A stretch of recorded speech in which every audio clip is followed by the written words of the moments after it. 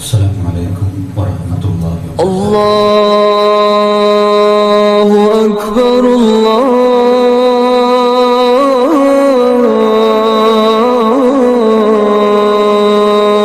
أكبر. ഒരു പുതിയ ഹിജ്റ വർഷം ആരംഭിക്കുകയാണ്. ഇന്ന് സൂര്യാസ്തമയത്തോടുകൂടി ഹിജ്റ എന്ന് കേൾക്കുമ്പോൾ തന്നെ നമുക്കറിയാം, മഹാനായ ഉമർ ഇബ്നുൽ ഖത്താബ് റളിയല്ലാഹു തആല അൻഹുവിന്റെ ഭരണകാലഘട്ടത്തിൽ സ്വഹാബാക്കളെല്ലാം വിളിച്ചുരുത്തി ഒരു പുതിയ കലണ്ടർ, ഇസ്ലാമിക കലണ്ടറിന് തുടക്കം കുറിക്കാനുള്ള തീരുമാനങ്ങൾ, ചർച്ചകൾ നടക്കുമ്പോൾ എല്ലാവരിലും പൊതുവായി വന്നൊരഭിപ്രായമാണ്, എല്ലാവരും അവസാനം ഏകോപിച്ച് തീരുമാനമെടുത്ത അഭിപ്രായമാണ്, ഇസ്ലാമിക ചരിത്രത്തിൽ പ്രവാചകന്റെ നുബൂവത്തിന്റെ കാലഘട്ടത്തെ പോലും രണ്ട് ഘട്ടങ്ങളായി തിരിച്ച ഹിജ്റ എന്ന മഹത്തായ സംഭവത്തെ മുൻനിർത്തിക്കൊണ്ട് നമുക്ക് കലണ്ടർ ആരംഭിക്കാം എന്ന് സ്വഹാബാക്കൾ തീരുമാനിക്കുകയും അതുമുതൽ ഹിജ്റ വർഷം ആരംഭിക്കുകയും ചെയ്യുകയാണ്. അങ്ങനെ ഒരു ഹിജ്റ വർഷം ഇവിടെ അവസാനിക്കുമ്പോൾ, പുതിയൊരു ഹിജ്റ വർഷത്തിന് തുടക്കം കുറിക്കുമ്പോൾ നമ്മളെ സംബന്ധിച്ചിടത്തോളം ആ പ്രവാചകൻ കരീം സല്ലല്ലാഹു അലൈഹി വസല്ലമയുടെ ഹിജ്റയുടെ ചരിത്രങ്ങളിലൂടെ കടന്നു പോവുക എന്നുള്ളത് സ്വാഭാവികമാണ്. ആ മഹത്തായ ചരിത്രം, ഇസ്ലാമിക ചരിത്രങ്ങളിലെല്ലാം ഒരു വിശ്വാസിയെ സംബന്ധിച്ചിടത്തോളം ഒരുപാട് പാഠങ്ങൾ ഉൾക്കൊള്ളാനുണ്ട്. അതിൽ സുപ്രധാനമായ ചില പാഠങ്ങൾ ഉൾക്കൊള്ളാൻ, അല്ലെങ്കിൽ ചില പാഠങ്ങൾ നമ്മളെ പഠിപ്പിക്കുന്ന ചരിത്രമാണ് ഹിജ്റയിലുള്ളത്. വീടും നാടും കുടുംബവും എല്ലാം ഉപേക്ഷിച്ച് അതുവരെ ഉണ്ടാക്കിയ മുഴുവൻ സമ്പാദ്യങ്ങളും അവിടെ ഒഴിവാക്കി മക്കയിൽ നിന്നും മദീനയിലേക്ക് പലായനം ചെയ്ത മുഹമ്മദ് മുസ്തഫ കരീം സല്ലല്ലാഹു അലൈഹി വസല്ലമയും സ്വഹാബാക്കളും ആ ഹിജ്റ അവസാനിക്കുന്നത് വരെയുള്ള സന്ദർഭങ്ങളിലൂടെ കടന്നു പോകുമ്പോൾ ഒരു വിശ്വാസിയെ സംബന്ധിച്ചിടത്തോളം വളരെ വലിയ ആവേശം നൽകുന്ന ചില പാഠങ്ങൾ നമുക്ക് ലഭിക്കുന്നുണ്ട്. അതിൽപ്പെട്ട ഒന്നാണ്, നമുക്കറിയാം, എല്ലാ കാലഘട്ടത്തിലും മുസ്ലിങ്ങളെ സംബന്ധിച്ചിടത്തോളം ആദർശ രംഗത്ത് വലിയ പരീക്ഷണങ്ങൾ നേരിട്ടിട്ടുണ്ട്. അന്നും ഇന്നും ലോകത്തിന്റെ വ്യത്യസ്ത ദിക്കുകളിൽ ഈ ആദർശം സ്വീകരിച്ചതിന്റെ പേരിൽ, മുസ്ലിം ആയതിന്റെ പേരിൽ, ഇസ്ലാം ജീവിതത്തിൽ പ്രകടമാക്കാൻ ശ്രമിച്ചതിന്റെ പേരിൽ എല്ലാ കാലഘട്ടത്തിലും മുസ്ലിങ്ങൾ പരീക്ഷണങ്ങൾ അനുഭവിച്ചിട്ടുണ്ട്. അത് അല്ലാഹുവിന്റെ നടപടിക്രമമാണ്, അത് അല്ലാഹുവിന്റെ തീരുമാനമാണ്. ആ പരീക്ഷണങ്ങൾ ഉണ്ടാകുമെന്ന് വിശുദ്ധ ഖുർആൻ സൂറത്തുൽ അൻകബൂത്തിലെ ആയത്തുകളിലൂടെ, തുടക്കത്തിലെ ആയത്തുകളിലൂടെ അല്ലാഹു നമ്മളെ ഓർമ്മപ്പെടുത്തി. അഹസിബൻ നാസു അൻ യുത്റകൂ അൻ യഖൂലു ആമന്നാ വഹും ലാ യുഫ്തനൂൻ. അവർ മുസ്ലിങ്ങളായി എന്ന് പറഞ്ഞതുകൊണ്ട് മാത്രം ഇനി പരീക്ഷിക്കാതെ വിട്ടേക്കുമെന്ന് അവർ വിചാരിക്കുകയാണോ? വലഖദ് ഫതന്ന അല്ലദീന മിൻ ഖബ്ലിഹിം. അവരുടെ മുമ്പ് കഴിഞ്ഞു പോയ സമൂഹങ്ങൾ പരീക്ഷിക്കപ്പെട്ടിട്ടുണ്ട്. പ്രവാചകന്മാർ, സ്വാലിഹീങ്ങൾ, അതേപോലെ തന്നെ സിദ്ദീഖീങ്ങൾ, ഇവരെല്ലാവരും പരീക്ഷിക്കപ്പെട്ടിട്ടുണ്ട്. ഫലയഅലമന്ന അല്ലാഹു അല്ലദീന സദഖൂ വലയഅലമന്ന അൽ-കാദിബീൻ. എന്തിനു വേണ്ടിയാണ്? ആദർശം ആരാണ് സത്യസന്ധമായി സ്വീകരിച്ചത്, ആ ആദർശത്തെ ആരാണ് സത്യസന്ധമായി മരണം വരെ കൊണ്ടു നടക്കുന്നത് എന്ന് അല്ലാഹു അറിയുന്നതിനു വേണ്ടി. അറിയുക തന്നെ ചെയ്യും അല്ലാഹു അതിലൂടെ.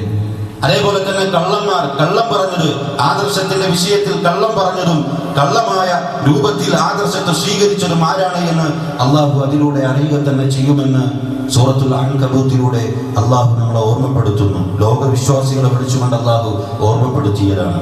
അതുകൊണ്ട് ആ പരീക്ഷണങ്ങൾ ലോകത്തെ എല്ലാ കാലഘട്ടത്തിലും ഉണ്ടാകുമെന്നത് അള്ളാഹു സുബ്ഹാനഹു വ തആല അറിയിച്ചതാണ്. ആ നിലക്കാണ് ലോകത്ത് എവിടെയൊക്കെ മുസ്ലിങ്ങൾ ആദർശ രംഗത്ത് പരീക്ഷിക്കപ്പെടുന്നുണ്ടോ, ആദർശ രംഗത്ത് പീഡനങ്ങളും പ്രയാസങ്ങളും ഏറ്റുവാങ്ങുന്നുണ്ടോ, ഇതെല്ലാം അള്ളാഹു ആദർശത്തെ പരീക്ഷിക്കുന്നതാണ്. അള്ളാഹുവിന്റെ റസൂൽ സല്ലല്ലാഹു അലൈഹി വസല്ലമയും സ്വഹാബാക്കളും നുബുവത്തിന്റെ തുടക്കം മുതൽ എത്ര പരീക്ഷണങ്ങളാണ് അനുഭവിച്ചത്.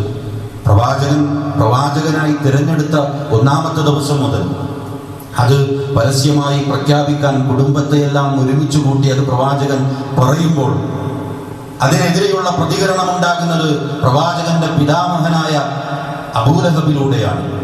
തബ്ബല്ലക മുഹമ്മദ്, മുഹമ്മദേ നിനക്ക് നാശം, നീ ഇതിനാണോ ഞങ്ങൾ ഇവിടെ ഒരുമിച്ച് കൂട്ടിയത്?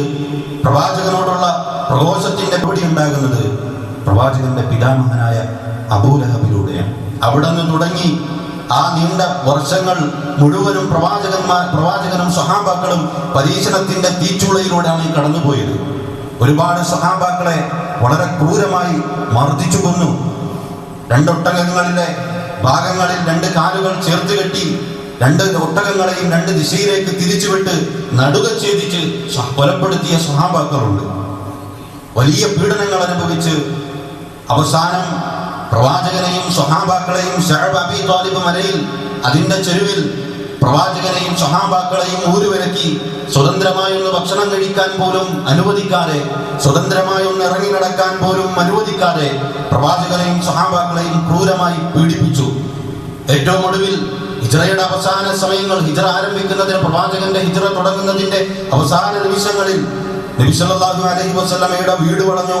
പ്രവാചകനെ എല്ലാവർക്കും കൂടി ഒരുമിച്ച് കൊലപ്പെടുത്തണം. ആരെങ്കിലും ഒരാൾ കൊന്നാൽ ബാക്കിയുള്ളവർക്ക് പരാതിയാകും. ഞങ്ങളുടെ ദേഷ്യം പ്രവാചകനെ കൊന്നു തീർക്കാൻ സാധിച്ചില്ലല്ലോ എന്ന ദേഷ്യം ഉണ്ടാകാതിരിക്കാൻ എല്ലാ ഗോത്രങ്ങളിൽ നിന്നും പ്രധാനികളായ ആളുകളെ തിരഞ്ഞെടുത്ത് ഒരുമിച്ച് പ്രവാചകനെ വകവരുത്താൻ നബി സല്ലല്ലാഹു അലൈഹി വസല്ലമയുടെ വീട് വളയുന്ന സാഹചര്യം വരെ ഉണ്ടായി. അത്രത്തോളം പ്രതിസന്ധികളിലൂടെ കടന്നുപോയിട്ടുണ്ട് എങ്കിൽ സഹോദരങ്ങളെ, ലോകത്തേത് കാലഘട്ടത്തിലും ഏത് മുസ്ലിം സമൂഹങ്ങളും ഏത് രാജ്യങ്ങളിലും ഏത് നാടുകളിലും മുസ്ലിങ്ങൾ പരീക്ഷണങ്ങൾ അനുഭവിക്കുന്നുണ്ട് എങ്കിൽ നമ്മൾ ഈ ചരിത്രങ്ങളിലേക്കൊന്ന് കണ്ണോടിച്ചാൽ മതി. അതിൽ ഹിജ്റ നമുക്ക് നൽകുന്ന വലിയൊരു പാഠം, മുസ്ലിങ്ങളെ സംബന്ധിച്ചിടത്തോളം ആദർശപരമായി എത്ര വലിയ പ്രയാസങ്ങളും പ്രതിസന്ധികൾ നേരിട്ടാലും ഏറ്റവും ആത്യന്തികമായ സഹായം ലഭിക്കുന്നത്, അല്ലാഹുവിന്റെ അടുക്കൽ നിന്നുള്ള സഹായം ലഭിക്കുന്നതും ആത്യന്തികമായ വിജയവും മുസ്ലിമീങ്ങൾക്കാണ്.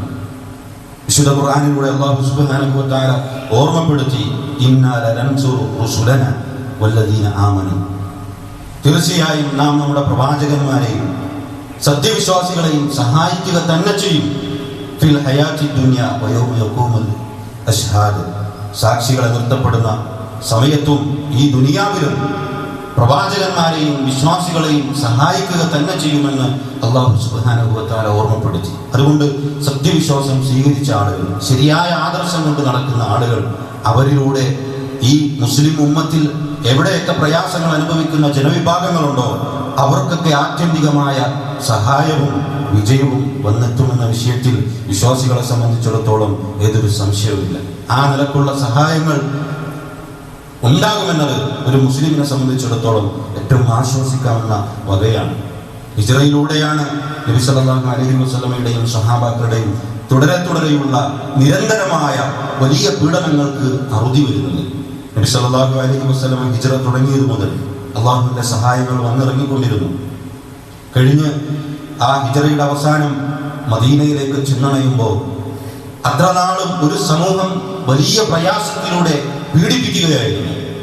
നാട്ടുകാരും വീട്ടുകാരും കുടുംബക്കാരും മുമ്പ് അതുവരെ ഉണ്ടായിരുന്ന കൂട്ടുകാരും എല്ലാം വളരെ പീഡനങ്ങൾക്കും പ്രയാസങ്ങൾക്കും ഒറ്റപ്പെടുത്തലുകൾക്കും വിധേയമാക്കപ്പെടുമ്പോൾ അവിടെ നിന്നും പ്രവാചകൻ മദീനയിലേക്ക് വന്നണയുന്ന സമയത്ത് സഹാബാക്കളെയും നബി സല്ലല്ലാഹു അലൈഹി വസല്ലമയെയും സ്വീകരിക്കാൻ നൂറുകണക്കിന് ആളുകൾ മദീനയിൽ ആ പ്രവാചകനെ സ്വീകരിക്കാൻ വേണ്ടി വലിയ സ്വീകരണങ്ങൾ ഒരുക്കുകയാണ്.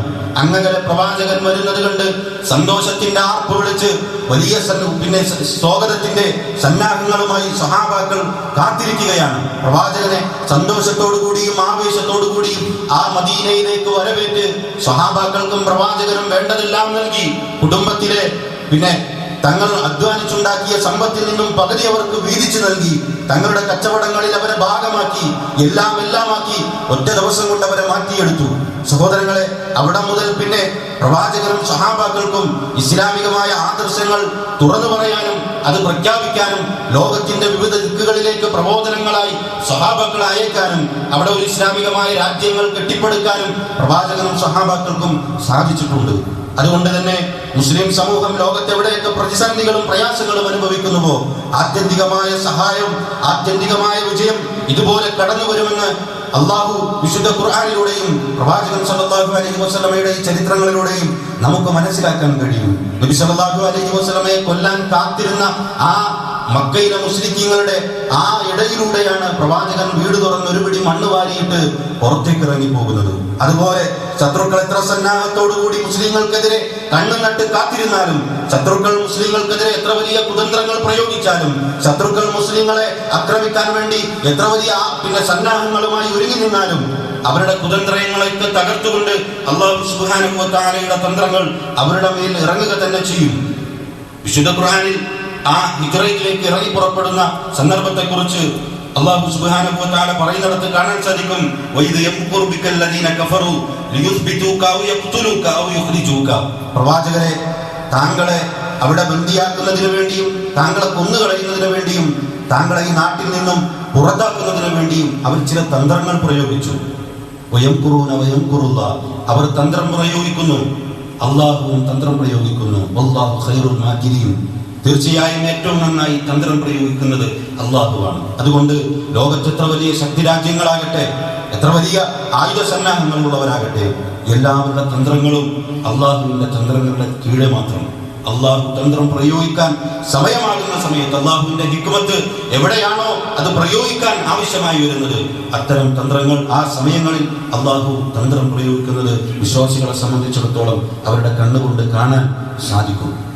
അതുകൊണ്ട് മുസ്ലിങ്ങളെ സംബന്ധിച്ചിടത്തോളം ആ നിലക്ക് ആശ്വസിക്കാനും നമുക്ക് ഈ ചരിത്രങ്ങളിലൂടെ വലിയ പാഠങ്ങൾ ലഭിക്കുന്നുണ്ട്. അതേപോലെ തന്നെ ഹിജ്റയുടെ ചരിത്രങ്ങൾ പഠിക്കുമ്പോൾ നമുക്ക് നൽകുന്ന മറ്റൊരു വലിയ ഗുണപാഠമാണ്, ഏത് രംഗത്തും അല്ലാഹു സുബ്ഹാനഹു വ തആലയിൽ തവക്കുൽ ചെയ്ത് അല്ലാഹുവിൽ വരവേൽപ്പിച്ചു കൊണ്ടുപോകുന്ന മുന്നോട്ട് പോകുന്ന വിശ്വാസികൾക്ക് അല്ലാഹുവിന്റെ സഹായം ഏത് സമയത്തും കൂടെയുണ്ടാകും. വിശ്വാസികളെ സംബന്ധിച്ചിടത്തോളം അവർക്ക് അല്ലാഹു കൂടെയുണ്ട് എന്നത് എപ്പോഴും ആശ്വാസമാണ്. ആ നിലക്ക് ടെൻഷൻ അടിക്കാൻ, ഏതെങ്കിലും പ്രയാസങ്ങൾ ഉണ്ടാകുമ്പോൾ അവിടെ പതറിപ്പോകാൻ വിശ്വാസികളെ സംബന്ധിച്ചിടത്തോളം അങ്ങനെ ഒരു സാഹചര്യത്തിന്റെ ആവശ്യമില്ല. അതുകൊണ്ടാണ് അബൂബക്കർ സിദ്ദീഖ് റളിയല്ലാഹു തആല തൗർ ഗുഹയിൽ പ്രവാചകൻ സല്ലല്ലാഹു അലൈഹി വസല്ലമയും അബൂബക്കർ സിദ്ദീഖ് റളിയല്ലാഹു തആല ആ ഇടുങ്ങിയ ഗുഹയുടെ ഉള്ളിലിരിക്കുമ്പോൾ ശത്രുക്കൾ അവരെ ആക്രമിക്കാൻ വേണ്ടി പരക്കം പാഞ്ഞ് ആ ഗുഹയുടെ മുകളിലെത്തി അവരെങ്ങാനും താഴേക്ക് നോക്കിയാൽ അബൂബക്കർ സിദ്ദീഖ് റളിയല്ലാഹു തആല പറഞ്ഞു, പ്രവാചകരെ, അവരെങ്ങാനും അവരുടെ താഴേക്ക് നോക്കിയാൽ നമ്മൾ പിടിക്കപ്പെട്ടു. നബി സല്ലല്ലാഹു അലൈഹി വസല്ലം പറഞ്ഞു, ലാ തഹ്സൻ ഇന്നല്ലാഹ മഅനാ യാ അബൂബക്കർ മാ ദുന്നുക ബിത്നൈനി അല്ലാഹു സാലിസുഹുമാ. അബൂബക്കറെ, നമ്മൾ രണ്ടാളുകൾ, മൂന്നാമനായി അല്ലാഹു ഉണ്ടായിരിക്കുന്ന രണ്ടാളുകളുടെ വിഷയത്തിൽ നിനക്ക് എന്താണ് പറയാനുള്ളത്? നമ്മൾ രണ്ടാളുകൾ മാത്രമല്ല, നമ്മുടെ കൂടെയുള്ളത് രാജാതിരാജനായ എല്ലാത്തിനും കഴിവുള്ള അല്ലാഹു സുബ്ഹാനഹു വ തആലയാണ്. അതുകൊണ്ട് ലാ തഹ്സൻ, നീ ഭയപ്പെടേണ്ടതില്ല, വിഷമിക്കേണ്ടതില്ല എന്ന് അബൂബക്കർ സിദ്ദീഖ് റളിയല്ലാഹു തആല അൻഹുവിനെ സമാധാനിപ്പിക്കുകയാണ്. അല്ലാഹു വിശുദ്ധ ഖുർആൻ അത് പ്രത്യേകം എടുത്തു കൊടുത്തു. യഖൂലു ലിസ്വാഹിബിഹി ലാ തഹ്സൻ ഇന്നല്ലാഹ മഅനാ. ആ ഗുഹയിലായിരിക്കുന്ന സമയത്ത് ആ സ്വാഹിബിനോട്, കൂട്ടുകാരനോട് പ്രവാചകൻ പറഞ്ഞ സന്ദർഭം, ലാ തഹ്സൻ ഇന്നല്ലാഹ മഅനാ, നീ വിഷമിക്കേണ്ടതില്ല, തീർച്ചയായും അല്ലാഹു നമ്മുടെ കൂടെയുണ്ട്, അല്ലാഹു നമ്മുടെ കൂടെയുണ്ട്. ഫഅൻസലല്ലാഹു സകീനതഹു അലൈഹി, എന്നിട്ട് അല്ലാഹു പറഞ്ഞു, അങ്ങനെ സമാധാനിച്ച അവർക്ക് അല്ലാഹു അവന്റെ സക്കീനത്ത്, സമാധാനത്തെ ഇറക്കി കൊടുത്തു, അവരുടെ ഹൃദയങ്ങളിലേക്ക് സമാധാനത്തെ ഇറക്കി കൊടുത്തു. മാത്രമല്ല വഅയ്യദഹു ബിജുനൂദിൻ ലം തറൗഹ, അവർ നിങ്ങൾ കാണാത്ത സൈന്യത്തെ കൊണ്ട് അല്ലാഹു സുബ്ഹാനഹു വ തആല അവരെ ശക്തിപ്പെടുത്തുകയും ചെയ്തു. അതുകൊണ്ട് വിശ്വാസിക്ക് ഒരു പ്രയാസം ഉണ്ടാകുമ്പോൾ, വിശ്വാസി ഒരു പ്രതിസന്ധിയിൽ നേരിടുമ്പോൾ, ഏതെങ്കിലും തരത്തിലുള്ള ആക്രമണങ്ങളെ ഭയപ്പെട്ട് നിൽക്കുന്ന സമയത്ത് നമുക്ക് സ്വന്തത്തോട് പറയാൻ കഴിയും, നമ്മൾ ഭയപ്പെടേണ്ടതില്ല. മറ്റുള്ളവരോട് പറയാൻ കഴിയും, ഭയപ്പെടേണ്ടതില്ല, അല്ലാഹു കൂടെയുണ്ട്, അല്ലാഹുവിന്റെ സഹായം നമ്മളോടൊപ്പം ഉണ്ട് എന്ന് നമുക്ക് ഉറപ്പിച്ച് പറയാൻ കഴിയും. ആ നിലക്ക് എല്ലാ സമയത്തും നമുക്ക് തവക്കുൽ ചെയ്ത് അല്ലാഹുവിൽ വരവേൽപ്പിച്ച് മുന്നോട്ട് പോകാൻ സാധിക്കേണ്ടതുണ്ട്. ആ നിലക്ക് തവക്കുൽ ചെയ്താൽ, അല്ലാഹുവിനെ സൂക്ഷിച്ച് അല്ലാഹു പറഞ്ഞതുപോലെ ജീവിതത്തെ നന്നാക്കി ജീവിച്ച് അല്ലാഹുവിൽ തവക്കുൽ ചെയ്ത് ജീവിച്ചാൽ ഏത് പ്രതിസന്ധികളുടെ ഘട്ടങ്ങളിലും ഏത് പ്രയാസങ്ങളുടെ ഘട്ടത്തിലും അല്ലാഹുവിന്റെ സഹായം നമ്മുടെ മുമ്പിലേക്ക് ഇങ്ങനെ ഇറങ്ങുന്നത് നമുക്ക് കൃത്യമായി കാണാനും അനുഭവിക്കാനും സാധിക്കും. സഹോദരങ്ങളെ, അതോടൊപ്പം നമ്മൾ ചേർത്ത് വായിക്കേണ്ട മറ്റൊരു കാര്യമാണ്, തവക്കുൽ ചെയ്യുക എന്ന് പറഞ്ഞാൽ ചെയ്യേണ്ടതൊന്നും ചെയ്യാതെ അല്ലാഹുവിനോട് പ്രാർത്ഥിച്ചു തവക്കുൽ ചെയ്ത് മാത്രം ഇരുന്നാൽ ആ തവക്കുൽ പൂർണ്ണമല്ല. നമ്മൾ ചെയ്യേണ്ട കാര്യങ്ങൾ പൂർണ്ണമായും ചെയ്യണം. പ്രാർത്ഥിക്കുമ്പോൾ ഏതൊരു കാര്യത്തിനു വേണ്ടിയാണോ പ്രാർത്ഥിക്കുന്നത് അത് നേടിയെടുക്കാനുള്ള പരിശ്രമങ്ങൾ നടത്തിക്കൊണ്ടാണ് അല്ലാഹുവിനോട് പ്രാർത്ഥിക്കേണ്ടത്. ഈ ചരിത്രത്തിൽ നമുക്കത് കാണാൻ സാധിക്കും. അല്ലാഹുവാണ് നബി സല്ലല്ലാഹു അലൈഹി വസല്ലമയോട് ഹിജ്റ പോകാൻ പറഞ്ഞത്. ആ പ്രവാചകൻ കരീം സല്ലല്ലാഹു അലൈഹി വസല്ലമ ഹിജ്റയ്ക്ക് ഇറങ്ങുന്ന ഓരോ രംഗങ്ങളും കൃത്യമായി പ്ലാൻ ചെയ്ത് ഏത് വഴിയിലൂടെ പോകണം, ഏത് സമയത്ത് പോകണം, എങ്ങനെ പോകണം, പോകുമ്പോൾ ഒരു ഗൈഡിനെ സ്വീകരിച്ച്, അതേപോലെ തന്നെ പോകുന്ന വഴികളിൽ തങ്ങുമ്പോൾ അവിടെ ഭക്ഷണം എത്തിക്കാനുള്ള ആളെ സ്വീകരിച്ച്, അതേപോലെ തന്നെ വടക്ക് ഭാഗത്തു കൂടി പോയി കഴിഞ്ഞാൽ അവിടെ പിടിക്കപ്പെടാൻ സാധ്യതയുണ്ട് എന്ന് മനസ്സിലാക്കി അവൾ തെക്കു ഭാഗത്തുകൂടി യാത്ര ക്രമീകരിച്ച് ആ നിലക്ക് പ്രവാചകൻ സല്ലല്ലാഹു അലൈഹി വസല്ലം പോകുന്ന ഓരോ കാര്യങ്ങളും കൃത്യമായി പ്ലാൻ ചെയ്ത് എടുക്കേണ്ട, പിന്നെ കാര്യങ്ങളൊക്കെ അസ്ബാബുകളൊക്കെ കാരണങ്ങളൊക്കെ സ്വീകരിച്ചുകൊണ്ടാണ് നബി സല്ലല്ലാഹു അലൈഹി വസല്ലം മുന്നോട്ട് പോയിട്ടുള്ളത്. അതുകൊണ്ട് ഏതു കാര്യം നമ്മൾ നേടിയെടുക്കാൻ നമ്മൾ അല്ലാഹുവിനോട് പ്രാർത്ഥിക്കുമ്പോഴും തവക്കുൽ ചെയ്യുമ്പോഴും ഈ നിലക്ക് കാരണങ്ങൾ സ്വീകരിച്ചുകൊണ്ട് നമ്മൾ ചെയ്യേണ്ട കാര്യങ്ങൾ അത് പൂർണ്ണമായി ചെയ്തുകൊണ്ട് മുന്നോട്ട് പോകാൻ നമ്മളെ സംബന്ധിച്ചിടത്തോളം സാധിക്കേണ്ടതുണ്ട്. അതേപോലെ തന്നെ സഹോദരന്മാരെ, മറ്റൊരു പാഠമാണ്, ഗുണപാഠമാണ് നബി സല്ലല്ലാഹു അലൈഹി വസല്ലമയും സ്വഹാബാക്കളും മദീനയിലെത്തി. ആ മദീനയിൽ ഒന്നുമില്ലാത്തവരായിക്കൊണ്ടാണ് അവർ എത്തിച്ചേരുന്നത്. അവരുടെ കയ്യിൽ അതുവരെയും സമ്പാദിച്ച സമ്പാദ്യങ്ങളൊന്നുമില്ല. അവിടെ എത്തുമ്പോൾ അവരുടെ കുടുംബങ്ങളെ നഷ്ടപ്പെട്ടിട്ടുണ്ട്. താമസിക്കാൻ ഒരു വീടില്ല, ഒരു ജോലിയില്ല. പക്ഷേ അവിടെ എത്തിയപ്പോൾ വിശ്വാസത്തിന്റെ പേരിലും ആദർശത്തിന്റെ പേരിലും ഇതുവരെ കണ്ടിട്ടില്ലാത്ത, ഇന്ന് കണ്ടുമുട്ടിയ ആളുകളെ അള്ളാഹുവിന്റെ മാർഗത്തിൽ സ്നേഹിച്ചു എന്നതിന്റെ പേരിൽ, ഈ ആദർശത്തിന്റെ പേരിൽ സ്നേഹിച്ചു എന്നതിന്റെ പേരിൽ അവർ ജീവിതത്തിൽ ഉണ്ടാക്കിയതിന്റെ പകുതി അവർക്ക് വീതിച്ചു നൽകാൻ അൻസാരികളായ സ്വഹാബികൾ സന്നദ്ധമായി എന്നുള്ളതാണ്. അതിൽ നിന്ന് നമുക്ക് ലഭിക്കുന്ന പാഠം, ആദർശ രംഗത്തും ഈ വിശ്വാസത്തിന്റെ രംഗത്തും അള്ളാഹുവിന്റെ മാർഗത്തിൽ സ്നേഹിക്കാനും അള്ളാഹുവിന്റെ മാർഗത്തിൽ സഹായിക്കാനും അതിന്റെ പേരിൽ ഒരുമിച്ച് നിൽക്കാനും അതിന്റെ പേരിൽ സഹകരിക്കാനും സഹോദരന്മാരെ നമ്മളെ സംബന്ധിച്ചിടത്തോളം സാധിക്കേണ്ടതുണ്ട്. എന്തെങ്കിലും ചെറിയ പ്രശ്നങ്ങൾ ഉണ്ടാകുമ്പോൾ ആ പ്രശ്നങ്ങളെ പർവ്വതീകരിച്ചും ആ പ്രശ്നങ്ങളുടെ പേരിൽ മാറി നിന്നും അല്ല വിശ്വാസികളായ നമ്മളെ സംബന്ധിച്ചിടത്തോളം മുന്നോട്ട് പോകേണ്ടത്. പരസ്പരം സഹായിക്കാനും വിട്ടുവീഴ്ച ചെയ്യാനും ഒരുമിച്ചിരിക്കാനും അതേപോലെ തന്നെ അള്ളാഹുവിന്റെ ദീനിന്റെ വർത്തമാനങ്ങൾ പറയാനും നമ്മളെ സംബന്ധിച്ചിടത്തോളം സാധിക്കേണ്ടതുണ്ട്. ആ നിലക്ക് ഹിജ്റയുടെ ചരിത്രങ്ങളിൽ നിന്നും സ്നേഹത്തിന്റെയും ഐക്യത്തിന്റെയും സാഹോദര്യത്തിന്റെയും ഗുണപാഠം ഉൾക്കൊള്ളാൻ നമ്മളെ സംബന്ധിച്ചിടത്തോളം സാധിക്കണം. വിശ്വാസികളെ കുറിച്ച് അല്ലാഹു പറഞ്ഞത് അൽ മുഅ്മിനു ലിൽ മുഅ്മിനി കൽ ബുനിയാൻ, ഒരു വിശ്വാസി മറ്റൊരു വിശ്വാസിക്ക് ഒരു കെട്ടിടത്തെ പോലെയാണ്. ഒരാൾ മറ്റൊരാളെ അവന്റെ പ്രയാസങ്ങളും പ്രതിസന്ധികളുമെല്ലാം അതിൽ അവനെ സഹായിച്ച് ഒരു കെട്ടിടം പോലെ ഒരുമിച്ച് നിൽക്കുന്നു എന്നുള്ളതാണ്. ഒരാൾക്ക് എന്തെങ്കിലും പ്രയാസങ്ങൾ വന്നാൽ അവനെ സഹായിക്കാൻ തൻ്റെ സഹോദരൻ ഉണ്ടാകും. അതുകൊണ്ട് ആ നിലക്ക് ആദർശ രംഗത്തും മറ്റു ഭൗതികമായ വിഷയങ്ങളിലും എല്ലാം നമ്മുടെ സഹോദരങ്ങളെ സഹായിക്കാനും സഹകരിക്കാനും ദീനിന്റെ വിഷയത്തിൽ ഒരുമിച്ച് നിൽക്കാനും നമുക്ക് സാധിക്കേണ്ടതുണ്ട്. അതേപോലെ തന്നെ ഈ ഒരു ചരിത്രത്തിൽ നിന്ന് ലഭിക്കുന്ന സുപ്രധാനമായ മറ്റൊരു പാഠമാണ്, നബി സല്ലല്ലാഹു അലൈഹി വസല്ലം മദീനയിൽ എത്തി ആദ്യമായി ചെയ്യുന്നത് അവിടെ ഒരു പള്ളി നിർമ്മിക്കുകയാണ്. ഒരു സൗകര്യങ്ങളുമില്ലാതെ ഒന്നും സ്വീകരിക്കാതെയാണ് മദീനയിലെത്തിയത്. മദീനയിലെത്തിയിട്ട് അവിടെ മറ്റെന്തെങ്കിലും ഭൗതികമായ സൗകര്യങ്ങളുണ്ടോ എന്ന് അന്വേഷിക്കുകയല്ല. അവിടെ ആദ്യമെത്തി പ്രവാചകൻ സല്ലല്ലാഹു അലൈഹി വസല്ലം ചെയ്യുന്ന ഒന്നാമത്തെ പ്രവർത്തനം അവിടെ ഒരു പള്ളി നിർമ്മിക്കുക എന്നുള്ളതാണ്. ഇസ്ലാമിന്റെ വളർച്ചയിൽ വിശ്വാസികൾക്ക് സമാധാനം ലഭിക്കുന്ന, വിശ്വാസികളുടെ ആരാധനാ കർമ്മങ്ങൾ സ്വതന്ത്രമായി ചെയ്യാൻ കഴിയുന്ന ഏറ്റവും മഹനീയമായ ഭവനമാണ്, അല്ലാഹുവിന്റെ ഏറ്റവും പ്രിയപ്പെട്ട സ്ഥലമാണ് പള്ളികൾ എന്നുള്ളത്. അവിടെ പ്രവാചകൻ സല്ലല്ലാഹു അലൈഹി വസല്ലമ ആ പള്ളികളിലാണ് സ്വഹാബാക്കളെ ദീന് പഠിപ്പിച്ചത്. ആ പള്ളികളിലാണ് നബി സല്ലല്ലാഹു അലൈഹി വസല്ലമ സ്വഹാബാക്കളുടെ പ്രശ്നങ്ങളിൽ വിധി പറഞ്ഞത്. ആ പള്ളികളിലാണ് നബി സല്ലല്ലാഹു അലൈഹി വസല്ലമ സ്വഹാബാക്കളുടെ പ്രശ്നങ്ങളെ കേട്ടത്. വിശ്വാസികളെ സംബന്ധിച്ചിടത്തോളം വലിയൊരു ആശ്രയമായിരുന്നു പള്ളികൾ എന്ന് പറയുന്നത്. വീടില്ലാത്ത സ്വഹാബാക്കൾ പ്രവാചകന്റെ മദീനത്തു പള്ളിയിലാണ് കഴിഞ്ഞിരുന്നത്. ഭക്ഷണം ലഭിക്കാത്ത ആളുകൾ അതിനൊരാശ്വാസമായി പള്ളികളിലേക്ക് വന്നിരുന്നു.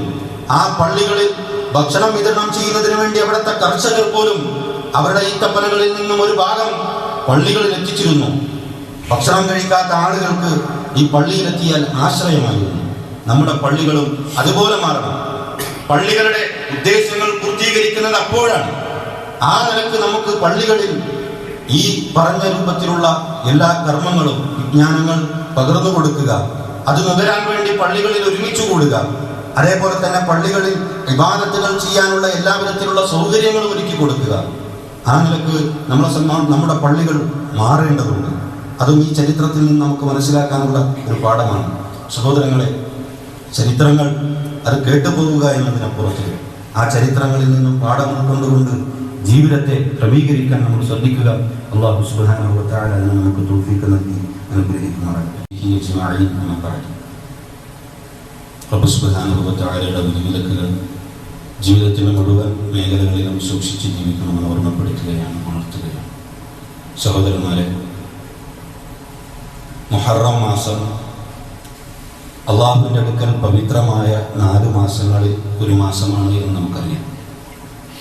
അള്ളാഹു ഏതെങ്കിലും കാലത്തിന് എന്തെങ്കിലും പ്രത്യേകത നൽകിയാൽ, അല്ലെങ്കിൽ ഏതെങ്കിലും സ്ഥലങ്ങൾക്ക് പ്രത്യേകത നൽകിയാൽ, ആ സ്ഥലത്തും ആ കാലത്തും വെച്ചുകൊണ്ട് നമ്മൾ ചെയ്യുന്ന പ്രവർത്തനങ്ങൾക്ക് അള്ളാഹുവിൻ്റെ അടുക്കൽ കൂടുതൽ പ്രാധാന്യമുണ്ട്. അതുകൊണ്ട് തന്നെ ഇത് പവിത്രമായ മാസത്തിലാണ് ഉള്ളത് എന്നൊരു ബോധ്യം നമുക്കുണ്ടാകണം. ഈ മാസത്തിൽ നമ്മുടെ പ്രവർത്തനങ്ങൾ അധികരിപ്പിച്ചാൽ ഇതല്ലാത്ത മാസങ്ങളിൽ, പവിത്രത പ്രത്യേകിച്ച് പഠിപ്പിക്കാത്ത മാസങ്ങളിൽ ചെയ്യുന്ന പ്രവർത്തനങ്ങളെക്കാളും കൂടുതൽ പ്രതിഫലം ലഭിക്കും. അതേപോലെ തന്നെ ഈ സമയങ്ങളിൽ നമ്മൾ എന്തെങ്കിലും തെറ്റുകൾ ചെയ്താൽ അതിൻ്റെ ഗൗരവം വർദ്ധിക്കും. അതുകൊണ്ട് ആ ഒരു ബോധം നമ്മൾ മുഹറം മാസത്തിൽ, അള്ളാഹു പവിത്രമായ ഈ മാസത്തിലാണുള്ളത് എന്നൊരു ബോധം നമുക്കുണ്ടാകണം. അതേപോലെ തന്നെ നമ്മുടെ നാട്ടിൽ ഇറക്കുന്ന ചില കലണ്ടറുകളിൽ മുഹറം 1 മുതൽ 10 വരെ നഹ്സിന്റെ ദിവസങ്ങൾ ആണ് എന്ന് എഴുതി വെച്ചിരിക്കുന്നത് കാണാൻ സാധിക്കും. ശരിക്കും ഷിയാക്കളുടെ വിശ്വാസമാണ്. ഇസ്ലാമിക ലോകത്ത് ഇസ്ലാമിനെ ഏറ്റവും കൂടുതൽ തകർക്കാൻ ശ്രമിച്ച, സ്വഹാബാക്കൾക്കിടയിൽ മുനാഫിക്കായി കടന്നു വന്ന് സ്വഹാബാക്കൾക്കിടയിൽ പ്രശ്നങ്ങൾ ഉണ്ടാക്കുകയും പല സ്വഹാബാക്കളെയും ക്രൂരമായി കൊലപ്പെടുത്തുകയും ചെയ്ത് ഇസ്ലാമിൽ ഇത്തരത്തിലുള്ള ദുരാചാരങ്ങളും അന്ധവിശ്വാസങ്ങളും കൊണ്ടുവന്ന് ഖബറാരാധനയും അത്തരത്തിലുള്ള ബിദ്അത്തുകൾ കൊണ്ടുവന്ന് ഇസ്ലാമിനെ തകർക്കാൻ ശ്രമിച്ചവരിൽ ഏറ്റവും മുൻപന്തിയിൽ നിൽക്കുന്ന ഒരു വിഭാഗമാണ് ഷിയാക്കൾ എന്ന് പറയുന്നത്. ആ ഷിയാക്കൾ നബി സല്ലല്ലാഹു അലൈഹി വസല്ലമയുടെ പേരമകൻ ഹുസൈൻ റളിയല്ലാഹു തആല അൻഹുവിന്റെ അദ്ദേഹം കൊലപ്പെട്ട ദിവസം മുഹറം 10മായി ബന്ധപ്പെട്ട് അതിൻ്റെ ഭാഗമായിട്ടാണ് 1 മുതൽ 10 വരെ നഹ്സായി കണ്ടത്. ആ ഒരു വിശ്വാസമാണ് നമ്മുടെ കേരളക്കരയിലെ പല മുസ്ലിം വിഭാഗങ്ങൾക്കും ഉള്ളത്. ഒരിക്കലും അല്ലാഹു സുബ്ഹാനഹു വ തആല ഏതെങ്കിലും ദിവസങ്ങൾക്കോ ഏതെങ്കിലും വസ്തുക്കൾക്കോ ഇത്തരത്തിലുള്ള ശകുനങ്ങൾ നിശ്ചയിച്ചിട്ടില്ല. മാത്രമല്ല, ശകുനത്തെക്കുറിച്ച് നബി സല്ലല്ലാഹു അലൈഹി വസല്ലം പറഞ്ഞത് അത്തീറത്തു ശിർകുൻ, അത്തീറത്തു ശിർകുൻ, അത്തീറത്തു ശിർകുൻ. ശകുനം എന്നുള്ളത് ശിർക്കാകും. അള്ളാഹുവിന് പുറമെ ഏതെങ്കിലും കാലങ്ങളിലോ വസ്തുക്കളിലോ കാര്യകാരണ ബന്ധങ്ങൾക്കപ്പുറത്ത് നിന്നുകൊണ്ടൊരു പ്രയാസമുണ്ടാകും എന്ന് നമ്മൾ വിശ്വസിച്ചാൽ നമ്മുടെ വിശ്വാസം ശിർക്കാണ്. അള്ളാഹുവിന് വകവെച്ച് നൽകേണ്ട ഒരു കാര്യം അള്ളാഹു അല്ലാത്തവർക്ക് വകവെച്ച് നൽകുകയാണ്. അതുകൊണ്ട് വളരെ ഗൗരവപ്പെട്ട വിഷയമാണ് എന്തെങ്കിലുമൊക്കെ ശകുനങ്ങളിൽ വിശ്വസിക്കുക എന്ന് പറയുന്നത്. അള്ളാഹു ആ നിലക്ക് ശകുനങ്ങൾ നിശ്ചയിച്ചിട്ടുമില്ല. ഏതെങ്കിലും ഒരു കറുത്ത പൂച്ച വട്ടം ചാടിയാൽ അന്ന് ദിവസം പോക്കാണ് എന്ന് അള്ളാഹു തീരുമാനിച്ചിട്ടില്ല.